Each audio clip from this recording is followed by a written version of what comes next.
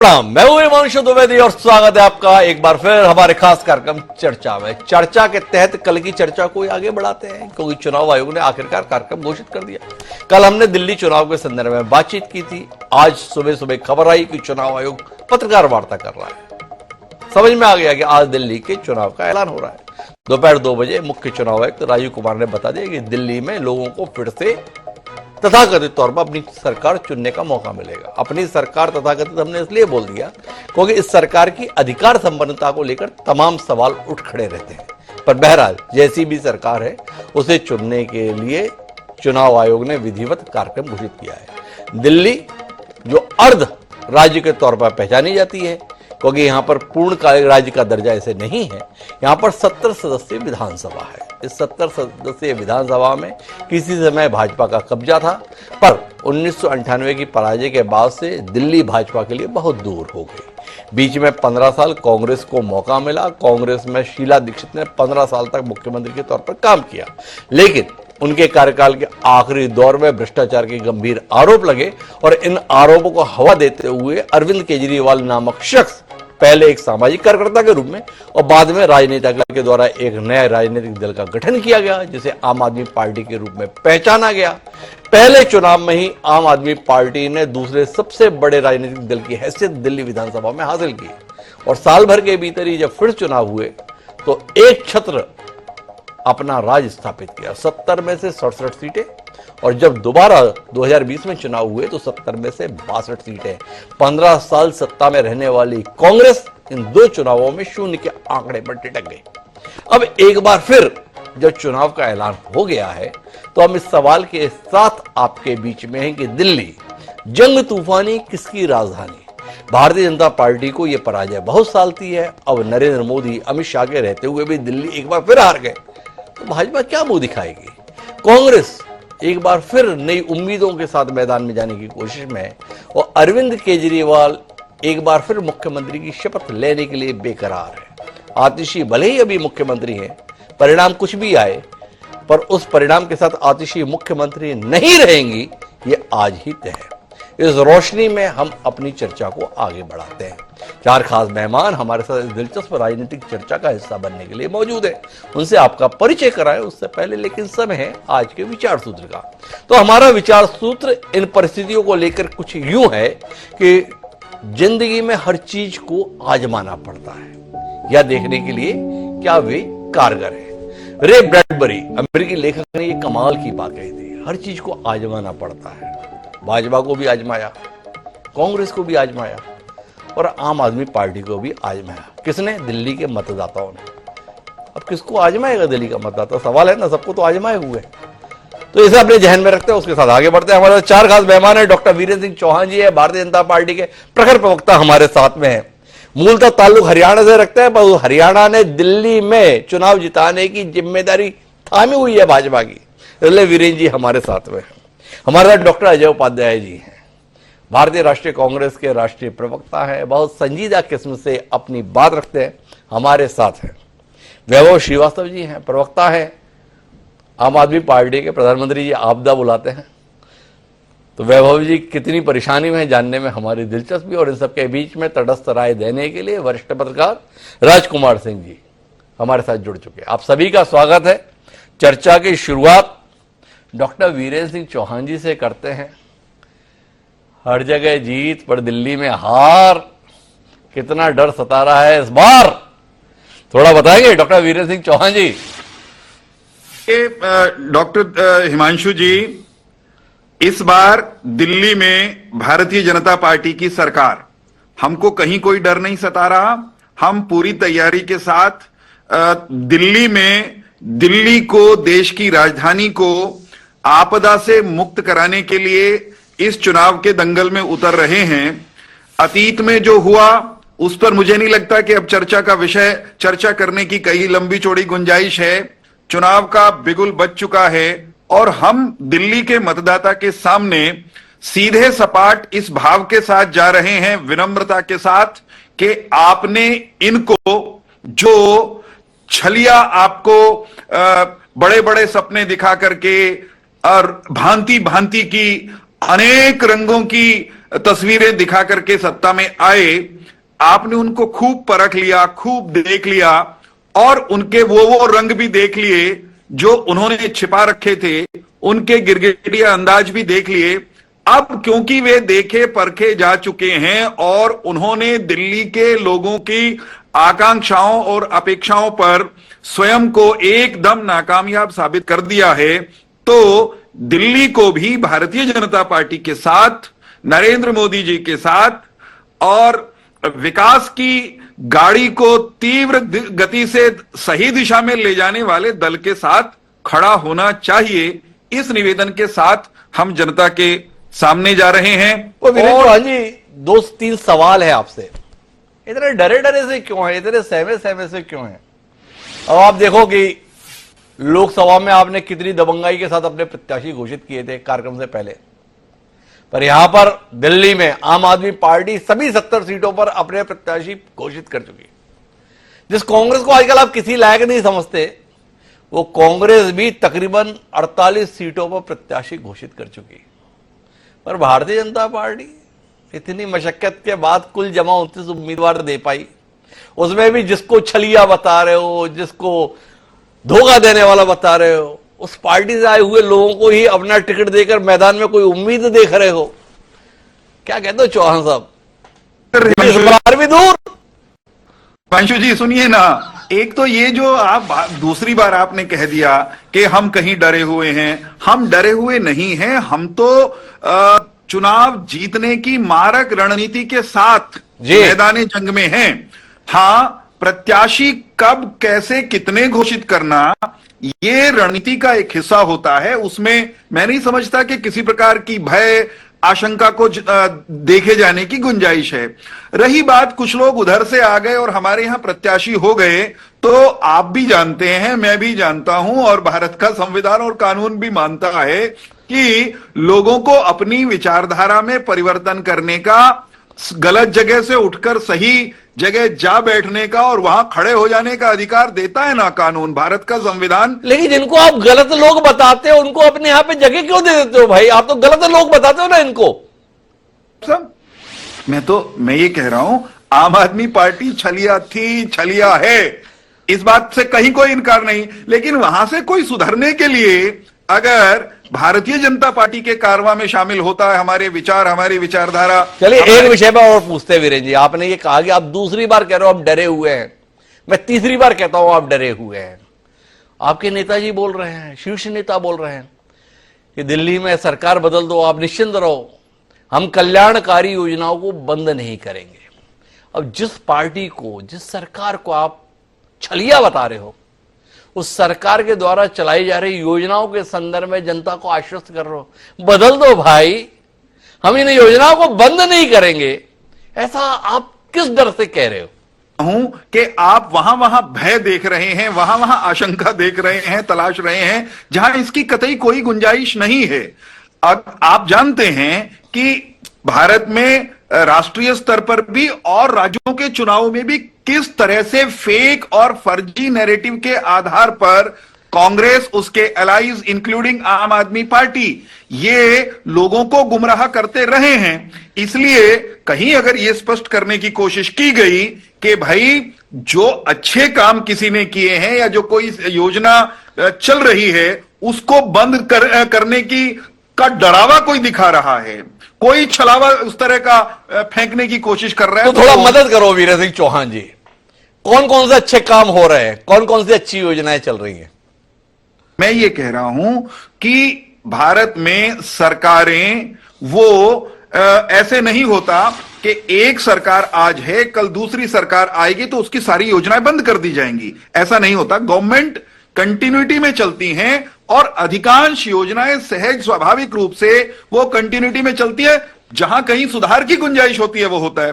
अब अगर कोई अरविंद केजरीवाल या उसके मित्र कांग्रेसी जो वैसे नूरा कुश्ती लड़ते हुए दिखाई दे रहे हैं, वो कोई इस तरह का छल फैलाने की कोशिश करें, भ्रम फैलाने की कोशिश करें, कोई मृग तृष्णा क्रिएट करने की कोशिश करें, देखियो भाई कभी ये योजना बंद हो जाए, जैसे लोकसभा के चुनाव में संविधान बदल देंगे, संविधान नहीं रहेगा, आरक्षण नहीं रहेगा, ये छल फैलाया गया कि नहीं? हमारे आपके सामने फैलाया गया। दिल्ली में जो सीआरए का कानून था, सिटीजनशिप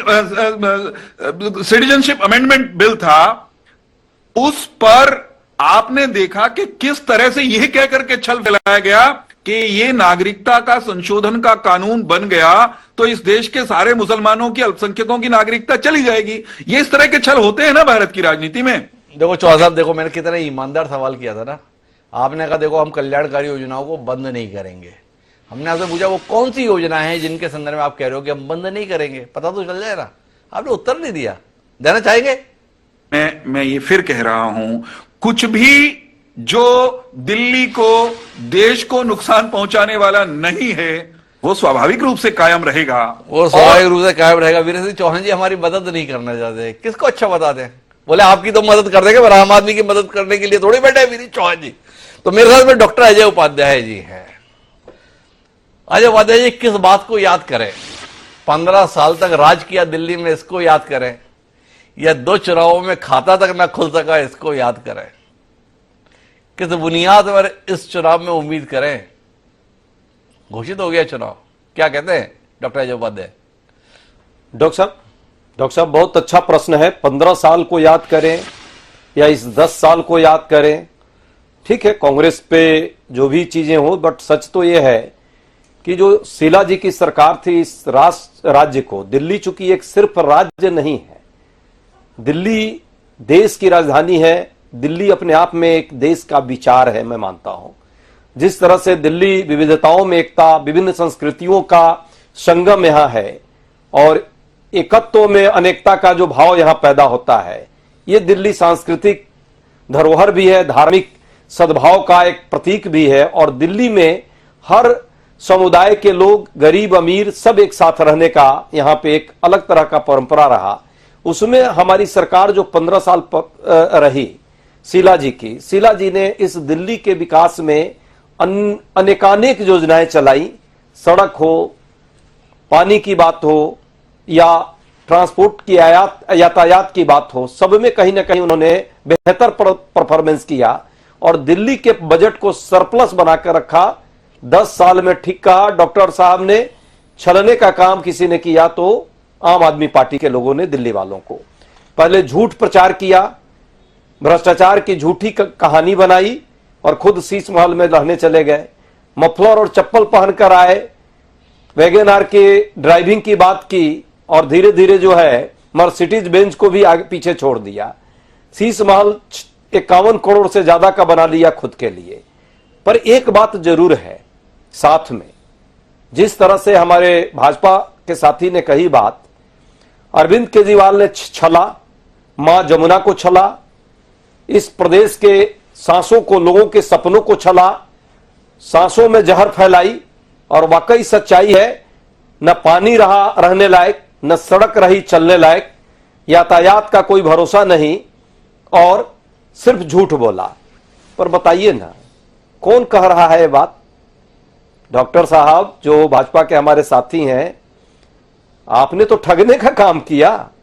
पूरा देश देखा आपको, 15 साल की 10 साल की सरकार आपकी देश में रही और दिल्ली में भी बहुत सारे जो आपकी कानून व्यवस्था की स्थिति है, महिलाओं के अपराध की बात करें तो नंबर 1 दिल्ली है पूरे देश में, सभी शहरों में। डॉक्टर अजय उपाध्याय, मेरा एक सवाल है आपसे। ये आम आदमी पार्टी और अरविंद केजरीवाल के सम्मान में इतने सारे शब्दों का आपने प्रयोग किया, आनंद आ गया, पर यह जानकर मुझे बड़ा अचंभा है कि ऐसे दगाबाज तथाकथित तौर पर राजनीतिक दल, ऐसे अपराधों के संदर्भ में आरोपी सम्माननीय अरविंद केजरीवाल के साथ 4 महीने पहले आपने चुनाव क्यों लड़ा? जब दिल्ली के साथ ठगने का काम जिस व्यक्ति और पार्टी ने किया, उसके गले में बांह डालकर दिल्ली के गलियों में आप 4 महीने पहले क्यों घूमे? यह सवाल चैन में आता है, उत्तर के लिए आपके पास एक अक्सर आता है।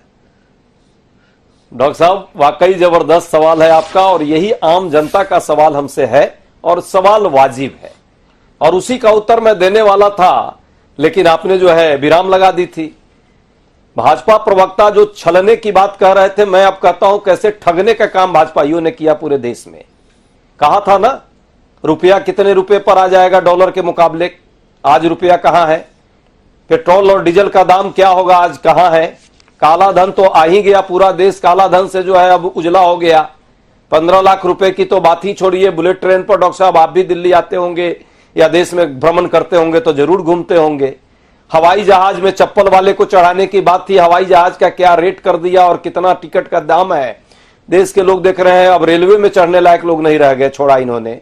तो महंगाई से, बेरोजगारी से देश को खत्म करने का काम किया।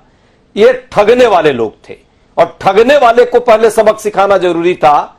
छलने वाले को तो हम इस बार छलनी कर देंगे दिल्ली में, और ये सबको पता है कि दिल्ली में देश को जिसने ठगा उसको दिल्ली में भी जगह नहीं मिलेगी, और दिल्ली को जिसने छलने का काम किया उसको भी जगह नहीं कहीं मिलने वाली है। डॉक्टर जो बात है, कहानी तो कुछ और है।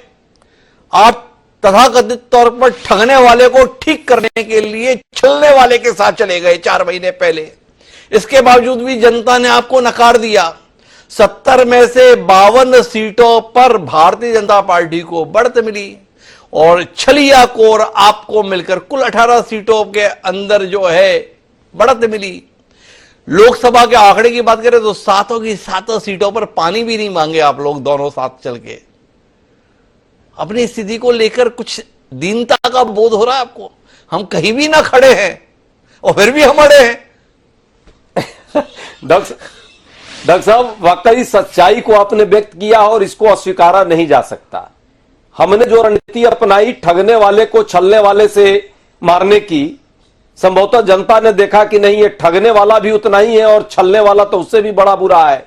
इसीलिए इस बार दिल्ली में हम लोगों ने कहा नहीं भाई, इस छलने वाले को भी अब दूर करना होगा, और हमने अपने को अलग रास्ता अपनाया है। वो रास्ता जो दिल्ली को सुंदर बनाने का होगा, जो दिल्ली को कचरा मुक्त बनाने का होगा, जो दिल्ली के सपनों को जीने के लिए सांसों पर। डॉक्टर ये बताए कैसे भरोसा करें आपकी बात पर? वो आपके पार्टी के बहुत बड़े नेता है, नाम जानते हैं आप, अजय माकन उनका नाम है। वो अजय माकन ने ऐलान किया था मैं कॉन्फ्रेंस करूंगा अरविंद केजरीवाल के खिलाफ। पता नहीं कौन सी ताकत आई, वो कॉन्फ्रेंस अभी तक नहीं हो पाई। आपको ये बात समझ आई क्या?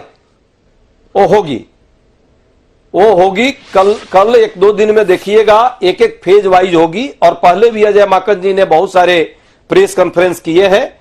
शीश महल और शराब का जो आपसी तालमेल है उसका हमने लगातार पर्दाफाश किया है। उसी तरह जैसे देश रुको डॉक्टर अजय उपाध्याय, देखो मदद करो आप। अजय माकन बहुत बड़े नेता हैं, हम बड़ी गंभीरता से उनको लेते हैं। उन अजय माकन जी ने कहा था कि मैं बताऊंगा कि अरविंद केजरीवाल कैसे देशद्रोही है और इसके लिए कल पत्रकार वार्ता करूंगा। 4 दिन हो गए, वो पत्रकार वार्ता नहीं हो पाई। डॉक्टर अजय उपाध्याय कह रहे हैं कि होगी, 1-2 दिन में होगी। कहीं कोई डील चल रही है जिसलिए वो पत्रकार वार्ता टल रही है? बताओ, देश के संदर्भ में जो खतरा है उसके संदर्भ में पत्रकार वार्ता के माध्यम से बताने में इतने देर क्यों कांग्रेस नेतृत्व कर रहा है? डॉक्टर साहब, देर नहीं कर रहे हैं हम चाहते हैं कि आए लेकिन दुरुस्त होकर आए। और अजय माकन जी वाकई दिल्ली के देश के बड़े नेता, कांग्रेस पार्टी के नेता हैं। उन्होंने जो बात रखी है, चाहे मौका परस्ती की बात रखी हो, आम आदमी पार्टी के भ्रष्टाचार की बात रखी हो, ठगने की बात रखी हो भाजपा के द्वारा, या छलने की बात रखी हो अरविंद केजरीवाल के द्वारा, सभी यथार्थ में तार्किक तथ्यों के आधार पर रखी है। आने वाले समय में जिन मुद्दों पर उन्होंने चर्चा की है उसमें भी बहुत सारे तथ्य, लेकिन अभी तक डॉक्टर उपाध्याय मुझे बता नहीं पाए कि अजय माकन अपनी पत्रकार वार्ता अभी तक क्यों नहीं कर पाए। मुझे आना है अब वैभव श्रीवास्तव जी के पास, सबसे महत्वपूर्ण किरदार है, पर वीरेंद्र चौहान जी हस्तक्षेप करने के लिए तत्पर है। क्या हो गया वीरेंद्र जी? वैभव जी की बात भी नहीं सुनना चाहते आप तो? नहीं, वैभव जी की बात, वैभव जी ने बढ़िया अपनी हारी नकारी हुई पार्टी का बढ़िया से उन्होंने पक्ष रखा, मैं उनका अभिनंदन करता हूं। परंतु दिल्ली की जनता ये तो इनसे पूछ ही रही है, ये भी मान रहे हैं कि लोग इनसे सवाल पूछ रहे हैं, भाई तुम पे क्यों भरोसा करें, तुम्हारे खिलाफ इतनी मोटी चार्जशीट, 350 पौने 400 पन्नों की चार्जशीट शीला दीक्षित के खिलाफ लेकर के जो आदमी चुनाव में आया था कांग्रेस से मुक्ति दिलाने, उसी की गाड़ी में कांग्रेस क्यों चढ़ गई थी? कांग्रेस ने उसे ही गले क्यों लगा लिया था? दिल्ली की जनता ये पूछेगी आम आदमी पार्टी से, श्रीवास्तव जी की पार्टी से, कि जिस कांग्रेस क्यों को पूछेगी वीरेंद्र चौहान जी? अब महाराष्ट्र में आपने अजीत पवार के खिलाफ इतनी मोटी चार्जशीट बनाई थी, वो अजीत पवार आपकी गाड़ी में बैठकर सत्ता की सौंध में दाखिल हो गए।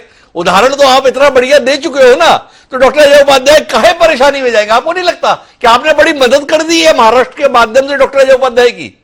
मैं तो ये कह रहा हूं, हम दिल्ली को आपदा मुक्ति के लिए, दिल्ली की आपदा से मुक्ति के अरे लिए। देखो, आपने हमारी बात में टिप्पणी नहीं की। देखो चौहान साहब, ये तो बात गलत है ना। हमने अजीत पवार को लेकर बात की, कुछ तो कह के जाओ ना। आप डॉक्टर अजय उपाध्याय की कुछ तो मदद करो। अजय जी और श्रीवास्तव जी दोनों की मदद करेंगे, दोनों को प्रतिपक्ष में बिठाने की व्यवस्था हमने कर दी है। दिल्ली परिवर्तन चाहती है, आपदा से मुक्ति चाहती है, और कांग्रेस ने ऐसा कुछ नहीं किया जब से कांग्रेस सत्ता से बाहर गई है कि उसने कोई ऐसा प्रमाण दिया हो दिल्ली की जनता को। जॉन जी, आप इतने आत्मविश्वास के साथ बोलोगे ना, तो परिणाम के बाद जैसे ईवीएम पे नारियल फोड़ना है, वो अभी से फोड़ना शुरू कर देंगे। थोड़ा आत्मविश्वास के संदर्भ में संयम रखो। इतने ज्यादा आत्मविश्वास से बोलोगे कि जीतेंगे तो हम ही, तो ये अभी शुरू हो जाएंगे। बहरहाल मैं आता हूं वैभव श्रीवास्तव जी के पास। श्रीवास्तव जी, एक बात तो तय है, परिणाम कुछ भी आपका मुख्यमंत्री बदल जाएगा। दिल्ली को आतिशी तो मुख्यमंत्री के तौर पर ना मिलेगी। क्या कहते हो आप इस पर? तो आशा जी, सबसे पहले तो आपको नमस्कार जी। वीरेंद्र जी को नमस्कार, अजय जी को नमस्कार, राजकुमार जी को नमस्कार, और जो भी दर्शकगण प्रोग्राम देख रहे हैं उनको मेरा नमस्कार। देखिए हिमांशु जी, बहुत ही मतलब अगर हम सभी प्रवक्ताओं की इन लोग की बात सुने तो बड़ा स्पष्ट कैंपेन शुरू किया। हमने किसी पे कोई टीका टिप्पणी नहीं की। हमने बताया कि क्या इश्यूज हमने 10 साल में कौन कौन से काम किए दिल्ली की जनता के लिए। 532 मोहल्ला क्लिनिक खोले, 6500 किलोमीटर नई सीवर की लाइन डाली, 10,000 किलोमीटर नई सड़कें बनाई, 400 किलोमीटर नई पानी की पाइपलाइन डाली, वगैरह वगैरह, महिलाओं के लिए बस यात्रा, तीर्थ यात्रा वगैरह वगैरह। और हम अपने 5 साल का क्या ब्लूप्रिंट देने वाले हैं। उदाहरण के लिए संजीवनी योजना, महिला सम्मान योजना, और उसके बाद पुजारी ग्रंथि योजना।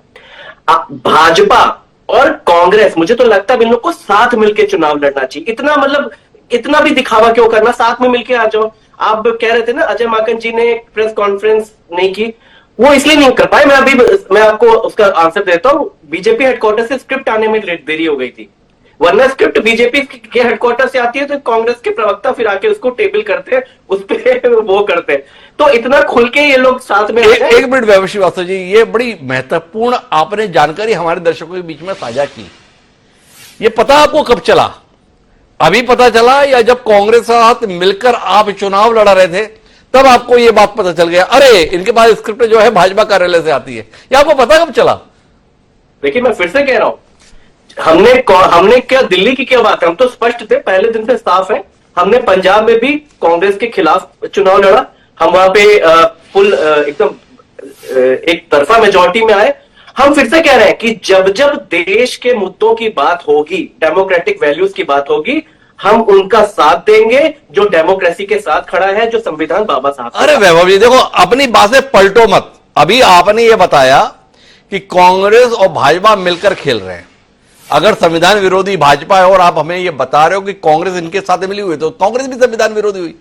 आपसे जानना यह है कि ऐसे संविधान विरोधी पार्टी के साथ मिलकर आपने क्यों चुनाव लड़ा दिल्ली की लोकसभा का? तो इसका उत्तर तो दोगे ना आप।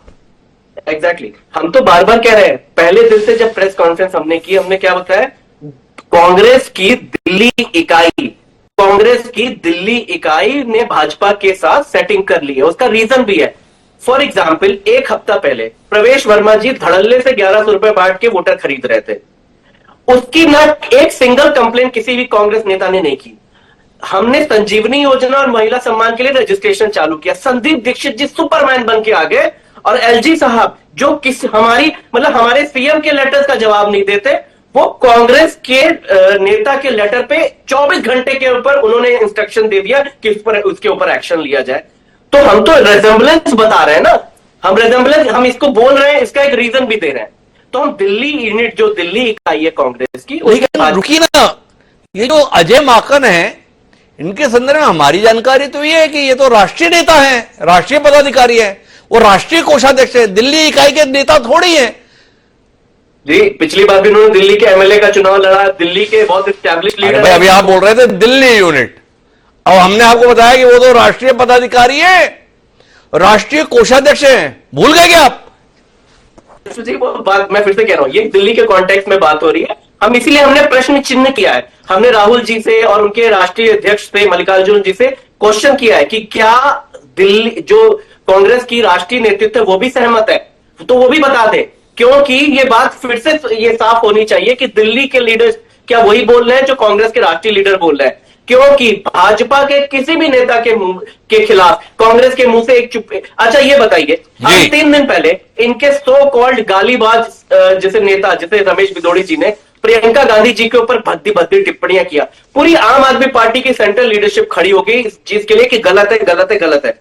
आतिशी जी के खिलाफ कितनी घटिया ओछी बातें की इनके, एक ये सड़क छाप बात की रमेश भिदोड़ी जी ने, एक कांग्रेस के मुंह से। अरे एक बार बताओ, आपने बात तो बड़ी जबरदस्त की, पर ऐसी नेता के साथ में दूसरी पार्टी के नेता क्यों खड़े होंगे जिसके साथ आप ही नहीं खड़े हो?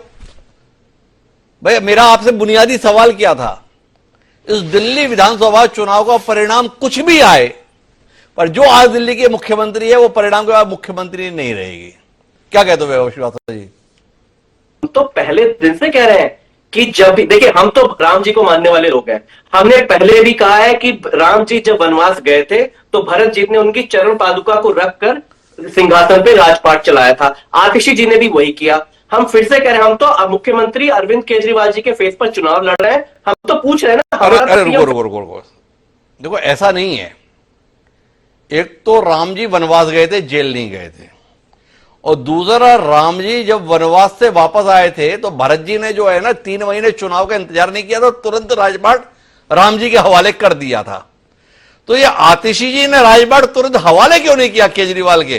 भाई आ गए ना केजरीवाल जमानत पर बाहर, तो क्यों नहीं किया, सवाल है ना।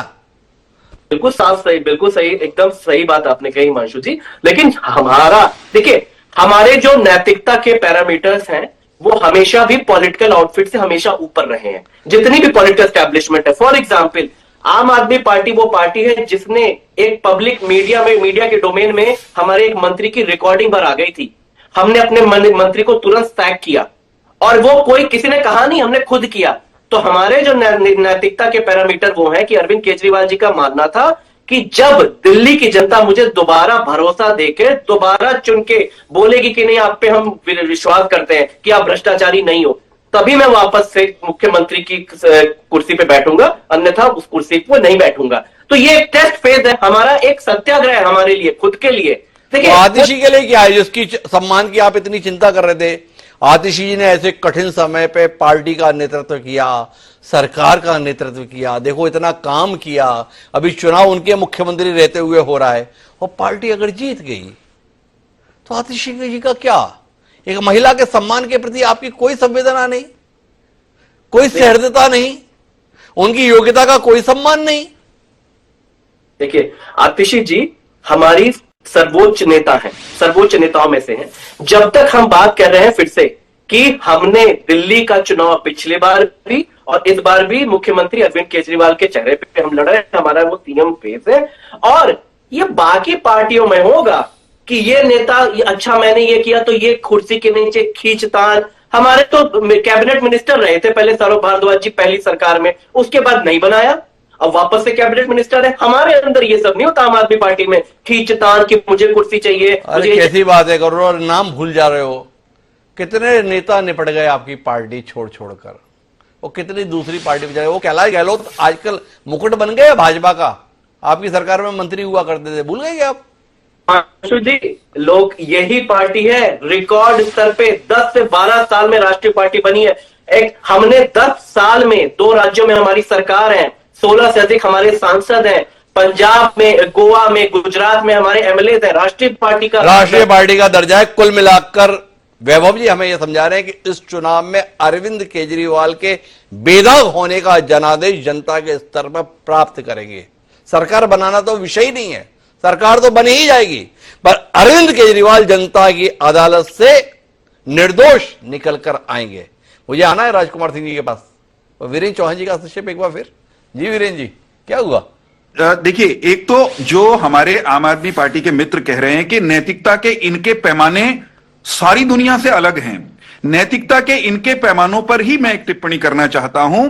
नैतिकता के इनके पैमाने इतने गजब के हैं कि ये जिस चेहरे पर, जिस भ्रष्टतम चेहरे को आगे करके चुनाव लड़ रहे हैं, उन्होंने सार्वजनिक रूप से कैमरे के सामने ऑन रिकॉर्ड अपने बच्चों की कसम खाकर कहा था कि मैं कभी कांग्रेस के साथ गठबंधन नहीं करूंगा। उन्होंने कहा था मैं सरकारी कोठी नहीं लूंगा, बड़ी गाड़ी नहीं लूंगा। वो शीश महल के भ्रष्टाचार। अरे क्या करें वीरेंद्र चौहान जी, ये सारे रास्ते आपके सुझाए हुए हैं। वो अमित शाह जी ने बिहार में भी कहा था दहाड़ते हुए, नीतीश बाबू आपके लिए भाजपा के दरवाजे हमेशा हमेशा के लिए बंद हो गए। अरे दरवाजे थोड़ा, आपने तो उनके लिए दीवार तक गिरा दी। तो कहां आप अरविंद केजरीवाल के पीछे पड़े हो? अरविंद केजरीवाल को इस बात को तो आप वैसे भी गंभीरता से नहीं लेते, लेकिन आप तो मानोगे ना कि अमित शाह जी के बात को देश तो छोड़िए, दुनिया भी गंभीरता से लेती है। वो बात से पलट गए।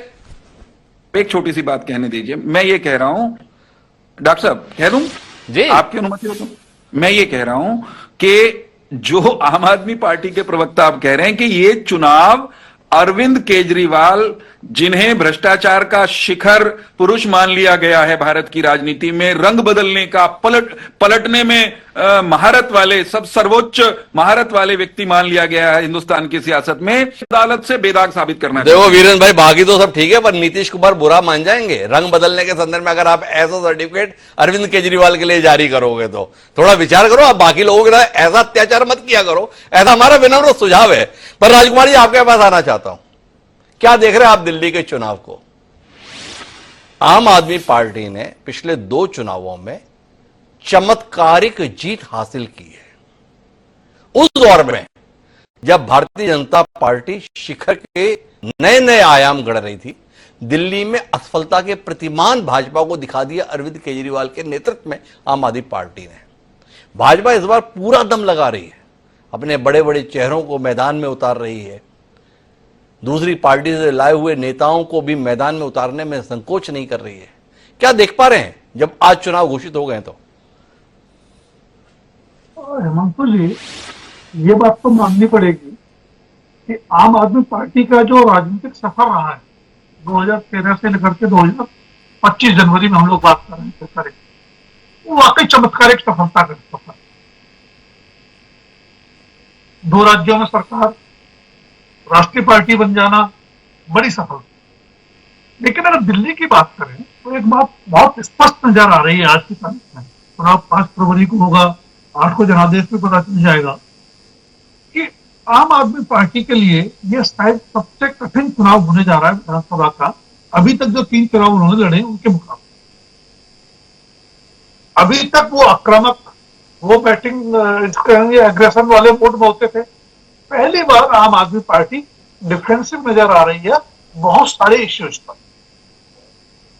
चाहे वो शीश महल का सवाल हो। देखिए, राजनीतिक आरोप प्रत्यारोप भी जगह है, लेकिन जो पार्टी आम आदमी पार्टी के नाम पर बनती है और एक वैकल्पिक राजनीति का सपना लोगों को दिखाती है, अगर वो उसी रास्ते पर चलने लगे तो सवाल तो उठे। शराब नीति का यहां तक सवाल है, हम भी मानते हैं कि आरोप है, लेकिन जमानत मिली है, अब बरी नहीं हो गए, तो सवाल तो वो भी है। तो कई ऐसे सवाल हैं जिन पर आम आदमी पार्टी पहली बार दिल्ली की राजनीति में डिफेंस। अब सवाल यह है कि नतीजा कितना बदल सकता है, या बीजेपी और कांग्रेस की जो भूमिका है, कांग्रेस की भूमिका तो बदल भी गई, उसके क्या मायने। अब वीरेंद्र चौहान जी कह रहे थे कि हम पूरी मजबूती के साथ लड़ रहे हैं, तो बीजेपी दोनों चुनाव भी मजबूती के साथ ही लड़ी थी, ऐसा नहीं कि नहीं लड़ी। बीजेपी को यह रिसर्च जरूर करनी चाहिए कि लोकसभा के चुनाव में 2014 हो, 2019 हो, 2024 हो, बीजेपी 7 की 7 सीटें जीत जाती, और 24 में तो कांग्रेस आप मिलकर लड़ लिए, फिर भी बीजेपी जीत गई। लेकिन जब जब विधानसभा का चुनाव होता है, बीजेपी सत्ता के आसपास नहीं पहुंच पाती। क्या वजह है? या दिल्ली में जो आपका नेतृत्व है, जो आपका संगठन है, उसकी साथ इतनी खराब है जनता के बीच। अगर आप ये नहीं मानते तो मानना पड़ेगा कि अरविंद केजरीवाल और आम आदमी की पार्टी की साथ बहुत बेहतर है आप। दिल्ली के संदर्भ में बात करें, कांग्रेस ने अभी छलिया कह दिया, अजय उपाध्याय जी ने बहुत सारी विश्लेषणात्मक विभूषण इस्तेमाल किए, लेकिन उसी छलिया के साथ आपने सही कहा, 6 महीने पहले आप वेट कर रहे थे पूरे देश में, दिल्ली में मिलकर लड़े, हरियाणा में मिलकर लड़े, गोवा में लड़े, गुजरात में लड़े।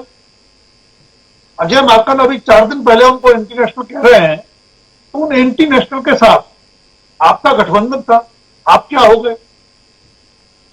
तो ये सब राजनीतिक पॉस्चरिंग है। सच्चाई ये है कि कांग्रेस को ये समझ आ गया है, चाहे वो दिल्ली इकाई के दबाव में हो, कि जब तक आपके पैरों के नीचे जमीन नहीं होगी, आपको गठबंधन की राजनीति में कोई पूछने वाला नहीं। और दिल्ली में आम आदमी पार्टी का जैसा वर्चस्व रहा है, 68 सीटें, 62 सीटें, परसेंटेज ऑफ वोट विधानसभा में देख लें, कांग्रेस तब तक, कांग्रेस के नेताओं का भविष्य नजर नहीं आएगा जब तक कि कांग्रेस अपने पैरों पर खड़ा होने की कोशिश ना करे। यही बात बीजेपी पे भी लागू है। तो दोनों के लिए ये सर्वाइवल का और रिवाइवल का चुनाव। लेकिन आम आदमी पार्टी अगर इस गलतफहमी में होगी, जो मुझे नहीं लगता कि ये चुनाव पिछले 3 चुनावों जैसा आसान हो सकता है, खासतौर पर 2 चुनावों जैसा।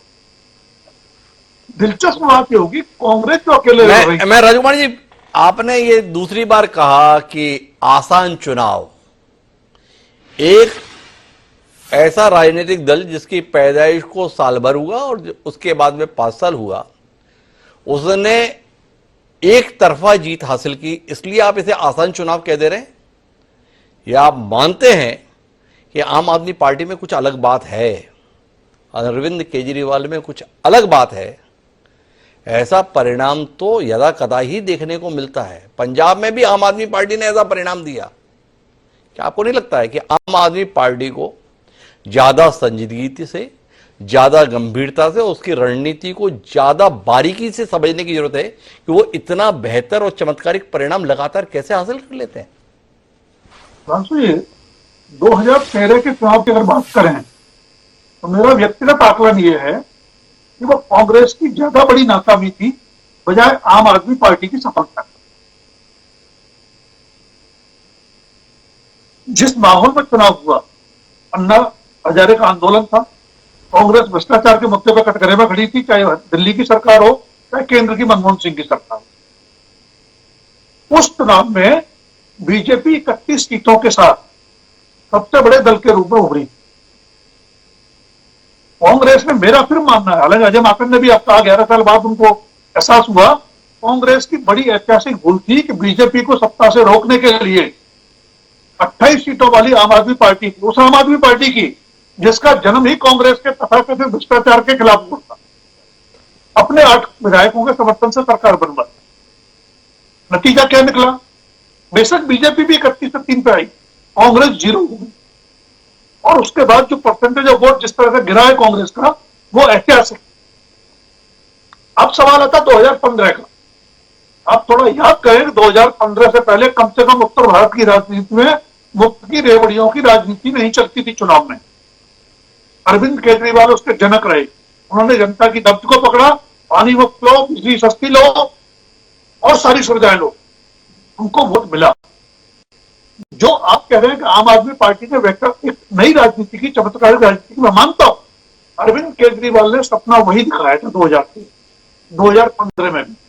लेकिन आम आदमी पार्टी को आत्मविश्लेषण करना चाहिए, क्या वो उस सपने को साकार कर पाए? क्या वो उस सपने को साकार कर पाए? तो कुल मिलाकर राजकुमार सिंह जी का मानना यह है कि आम आदमी पार्टी वस्तुतः इस बार अपने जीवन की सबसे कठिन लड़ाई में है। तो लड़ाई में मुकाबला किससे है? तो एक बार फिर वीरेंद्र चौहान जी के पास चलते हैं। बहुत दमदारी से लड़ने की बात कर रहे हैं, पर चेहरे का तो अता पता नहीं है।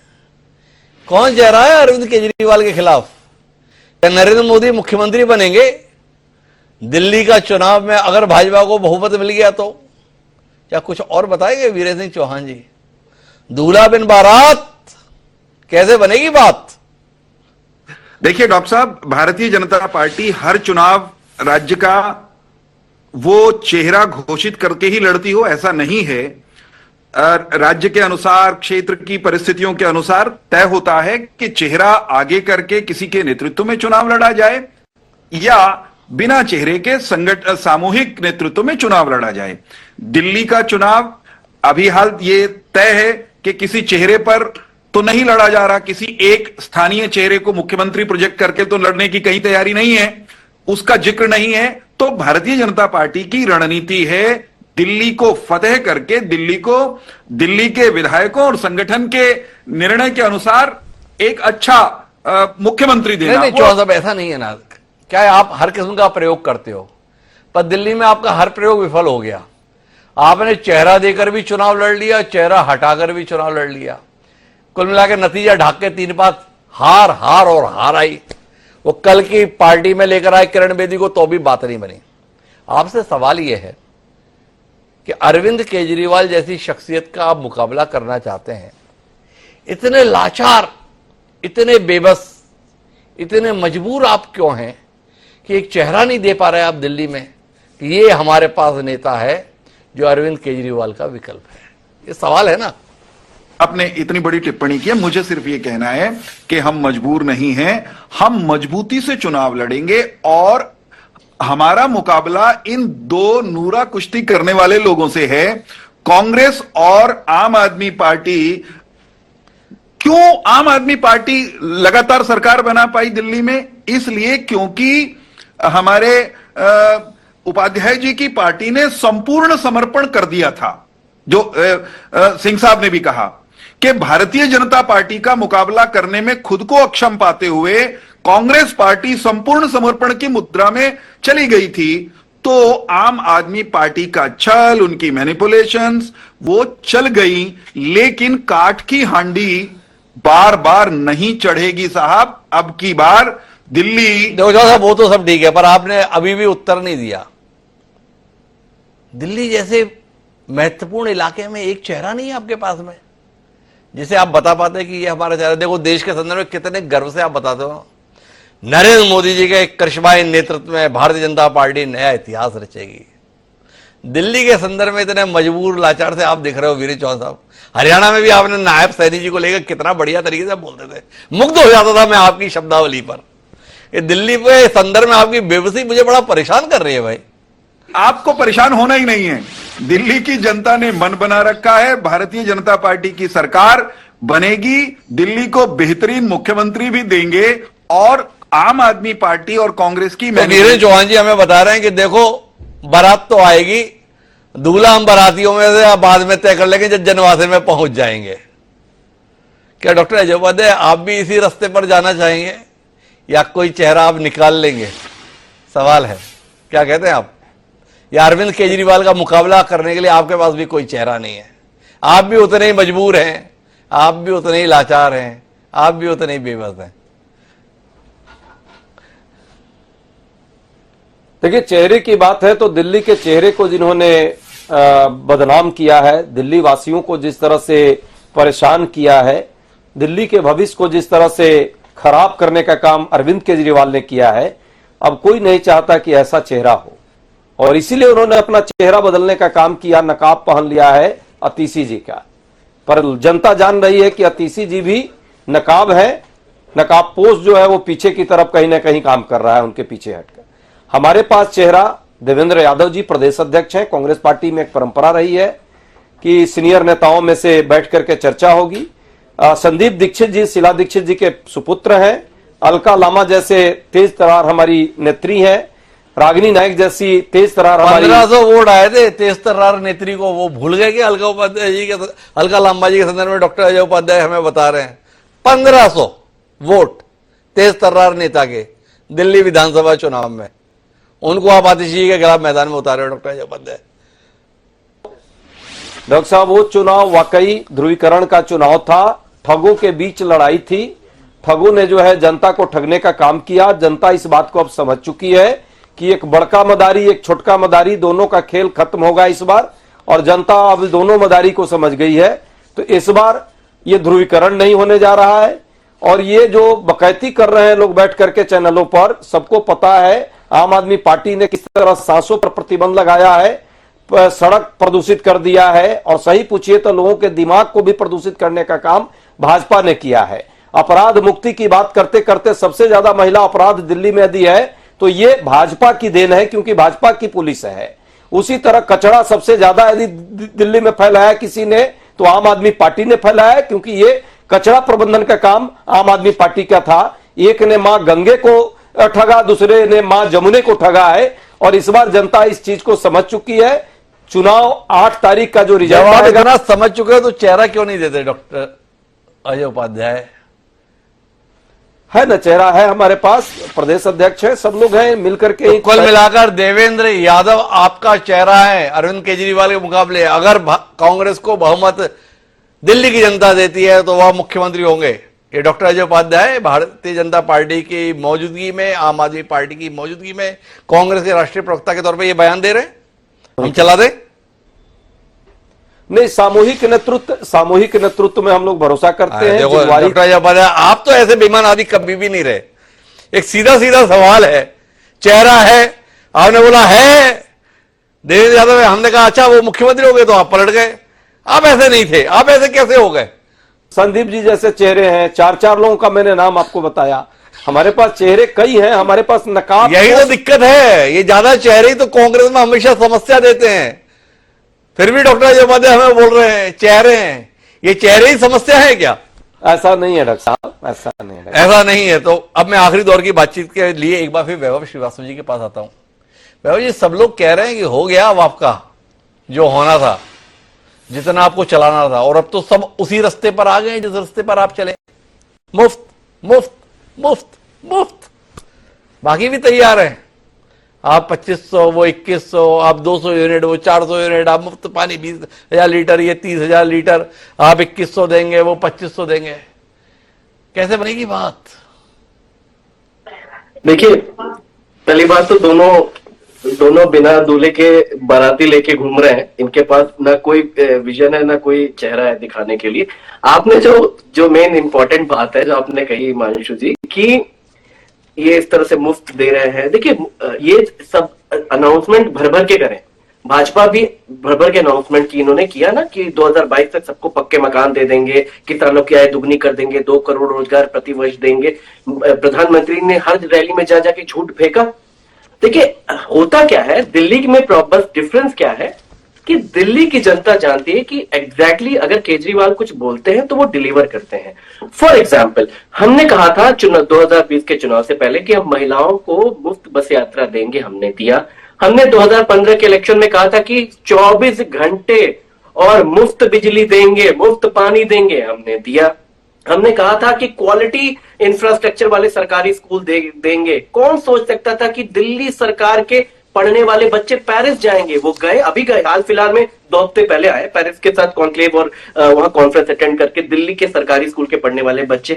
और बस हिमांशु जी ऐड और करूंगा कि इतना सब सोशल सिक्योरिटी स्कीम्स में सहूलियत देने के बावजूद, as per economic survey 2023-24, Delhi का जो पर कैपिटा इनकम 22% इंक्रीज हुआ है। दिल्ली का जो इन्फ्लेशन रेट है जो है 2.8%, जबकि नेशनल का 5.6% है। अनएम्प्लॉयमेंट रेट 1.9% है। इधर भाजपा के हमने विकास मॉडल हम दिखाते हैं क्या है पूरे विश्व में, कि अगर हम भुखमरी की दर देखें, हंगर इंडेक्स, तो इंडिया 107 नंबर पे है, पाकिस्तान और नेपाल से भी पीछे। ह्यूमन डेवलपमेंट इंडेक्स में 124 नंबर पे है, करप्शन परसेप्शन इंडेक्स में 93 नंबर पे 180 कंट्रीज में, और हैप्पीनेस रिपोर्ट में 126 नंबर पे 136। ये सब इकोनॉमिक सर्वे का डेटा मैं पढ़ के बता रहा हूं। तो हम दिल्ली क्यों विश्वास करती है अरविंद केजरीवाल के ऊपर, इस तथ्य के सामने मैं स्टैब्लिश, क्योंकि दिल्ली जानती है कि अगर अरविंद केजरीवाल कमिटमेंट करते हैं तो वो डिलीवर करते हैं। और जो हमसे कमिटमेंट 2 ही लोगों के भरोसे के हैं, या तो सलमान खान का या अरविंद केजरीवाल का। क्या कहते हो वीरेंद्र चौहान जी? बहुत देर से आप हस्तक्षेप करना चाह रहे हैं। ये कह रहा हूं, मैं ये कह रहा हूं, आप जो कह रहे हैं उसी पर आपको जवाब देना पड़ेगा जनता को। लोग भी देख रहे हैं, आपकी डिलीवरी गजब की है साहब। आप दारू में भ्रष्टाचार डिलीवर करते हैं और भ्रष्टाचार में सनी हुई दारू पिलाते हैं दिल्ली के लोगों को। आप स्कूल शिक्षा में सुधार के नोटंकी करते हैं, अंतर्राष्ट्रीय अखबारों में पेड विज्ञापन छपवाकर और आप स्कूलों में कमरे बनाने में भ्रष्टाचार करते हैं। सीएजी की रिपोर्ट आपको बेनकाब कर देती है कि आपके यहां शौचालयों में बच्चों को पढ़ाने जैसी बात होती है। आप ये कहते हैं साहब हम डिलीवर करेंगे, लेकिन डिलीवर करते हैं आप केवल अपना शीश महल बनाने में। आपकी डिलीवरी दिल्ली के जल को, दिल्ली वालों को गंदा पानी पिलाते हैं या दिल्ली वालों को प्यासा मारते हैं? प्यासा मारते हैं। बार बार शीश महल की बात आ रही है। नाम आम आदमी पार्टी और रहने के लिए बन रहा शीश महल। दिल्ली के चुनाव में मुद्दा बन रहा है शीश महल। क्या कहते हो वैभव जी, ये शीशे का घर बहुत भारी नहीं पड़ने जा रहा आम आदमी पार्टी और अरविंद केजरीवाल को? नहीं, मैं ये सोच ही रहा था कि ये प्रश्न कब पूछा जाता है। और खैर इसमें बस ऐड कर दूं, एटलीस्ट 2,500-2,700 करोड़ में अपना नया बंगला बनवाने वाले। छोड़िए, देखो नरेंद्र मोदी 2700 करोड़ का बनवा रहे हैं, 27,000 करोड़ का बनवा रहे हैं या 2,70,000 करोड़ का बनवा रहे हैं, यह विषय बिल्कुल इतर हो जाता है। आप वो लोग थे जिन्होंने देश को यह बताने की कोशिश की कि हम वैकल्पिक राजनीति शुरू करने जा रहे हैं। आपने अपनी पार्टी का नाम रखा आम आदमी पार्टी। वो आम आदमी जो एक पक्की छत के लिए भी तरसता है देश की आजादी के 75 साल बाद, और उस आम आदमी की पार्टी का मुखिया जो ये कहता था कि हम सरकारी घर नहीं लेंगे, सरकारी कार नहीं लेंगे, वो अपनी मसाज के लिए 4 लाख की कुर्सी ले रहा है, 10 लाख का टीवी ले रहा है, और कैसे घर में रहूं इसके इंटीरियर के लिए करोड़ों का भुगतान कर रहा है, और कुल जमा जब खर्च निकल कर आता है तो वो 40-50 करोड़ पहुंच जाता है। तो वैभव श्रीवास्तव जी, ये जानना है आपसे कि क्या आपके 10 साल के चमत्कारिक सुशासन में आम आदमी की हैसियत इतनी बढ़ गई है क्या वो 50 करोड़ के घरों में रहेगा? इसका उत्तर चाहिए। बिल्कुल बिल्कुल हिमांशु जी, मैं कह रहा हूं, अगर ये तो हम कह रहे हैं, आपने जैसे बोला कि ये तो अरविंद केजरीवाल जी ने की इतनी रिक्वायरमेंट थी, वो इतनी टीवी देखेंगे, इतना अगर इतनी रिक्वायरमेंट थी, घर नहीं छोड़ना चाहिए था ना, घर वही रहते। एक कोशिश तो की थी, कानून इजाजत नहीं दिया ना। जब मुख्यमंत्री नहीं रहे तो उस घर में बने कैसे लोगों को एहसान कर दिया क्या? भाई छोड़ना ही पड़ेगा, नहीं छोड़ते तो धक्के मार के बाहर कर दिए जाते। ये कोई दलील हुई? वहां पे बने रहते ना। अरे भाई, वो मुख्यमंत्री का निवास है, जब मुख्यमंत्री नहीं रहे तो उस निवास में बने कैसे रहोगे? मैं कंप्लीट कर लूं, मैं क्या बताना चाह रहा हूं। मैं ये नहीं बोलना चाह रहा हूं कि वो उस घर में ही रहे क्यों, निकले क्यों, मैं ये नहीं बताना चाह रहा हूं। मैं आपको ये बोलना चाह रहा हूं, क्या अरविंद केजरीवाल ने या आम आदमी पार्टी के किसी नेता ने रिकमेंडेशन दी? 80 साल से वो घर रिनोवेट नहीं हुआ था, पीडब्ल्यूडी की रिकमेंडेशन थी कि ये आएगा ना। आम आदमी पार्टी का हस्तक्षेप था, ना दिल्ली सरकार का, पीडब्ल्यूडी के अधिकारियों ने। और हम तो कह रहे हैं अरे खुला है ना। जी, आप तो बड़ी अजीब सी दलील दे रहे हैं। देखो, अरविंद केजरीवाल बहुत पढ़े लिखे आदमी थे। अरविंद केजरीवाल बहुत संवेदनशील आदमी है। अरविंद केजरीवाल वो शख्स है जो बताते थे कि उन्हें आम आदमी की कितनी चिंता है, आम आदमी की जरूरतों से कितना सरोकार है। उस अरविंद केजरीवाल को कोई चिंता नहीं हुई यार, 40 करोड़ रुपए उस घर पे खर्च कर दे रही है सरकार के लोग, ये पीडब्ल्यूडी के अधिकारी, जिसमें मुझे रहना है। आपको नहीं लगता अरविंद केजरीवाल चूक गए इस मामले में? उन्हें निगाह रखनी चाहिए थी। देखिए, मैं फिर से कह रहा हूं, वो घर जो है वो दिल्ली के मुख्यमंत्री का घर है। दिल्ली के मुख्यमंत्री का जो घर का रिनोवेशन हुआ, उसका काम हुआ, कायाकल्प हुआ, वो पीडब्ल्यूडी ने किया। पीडब्ल्यूडी ने अपनी रिकमेंडेशन पे जो लगाना था लगाया, ना कि दिल्ली सरकार का। अरे कमाल हो गया, अभी तो आप हमें बता रहे थे 2700 करोड़ रुपए का मोदी जी घर बनवा रहे हैं। मोदी जी के संदर्भ में प्रधानमंत्री का अगर निवास बन रहा है तो वो मोदी जी करा रहे हैं, वो अरविंद केजरीवाल के रहने के लिए घर बना तो वो पीडब्ल्यूडी के अधिकारी कर रहे हैं। ये भाई दलील वैभव जी आप ही की हो सकती है।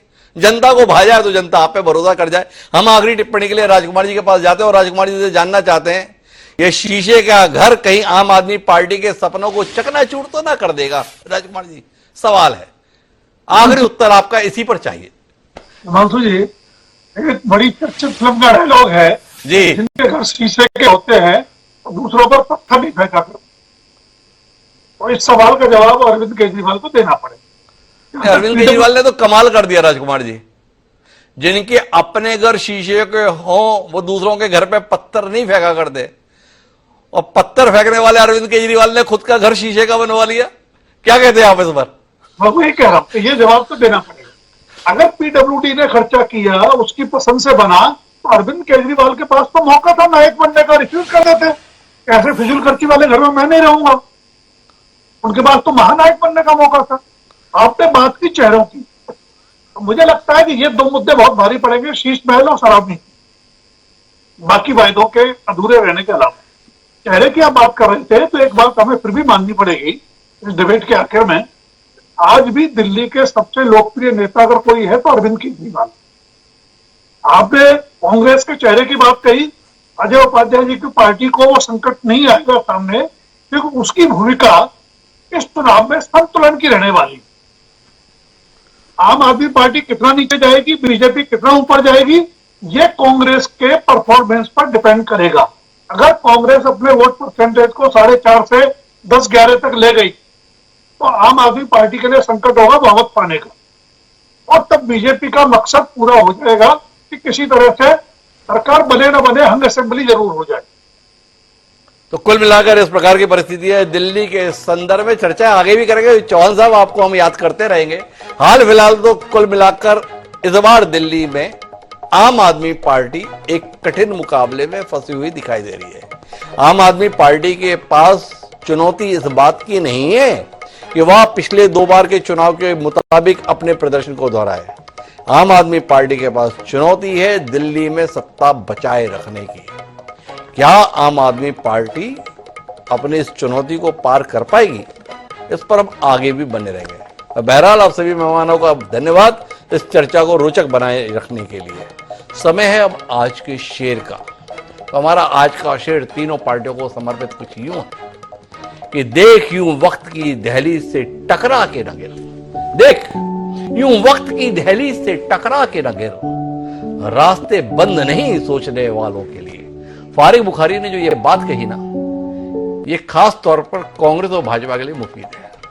लगातार हार के बावजूद भी दिमाग लगाते रहिए, कुछ नया सोच लेंगे तो हो सकता है कुछ कमाल कर जाए, जैसे अरविंद केजरीवाल पिछले 3 चुनाव से कमाल कर रहा है। इसी के साथ अब मुझे कल फिर मिलते हैं नए विषय के साथ, तब तक के लिए सलाम।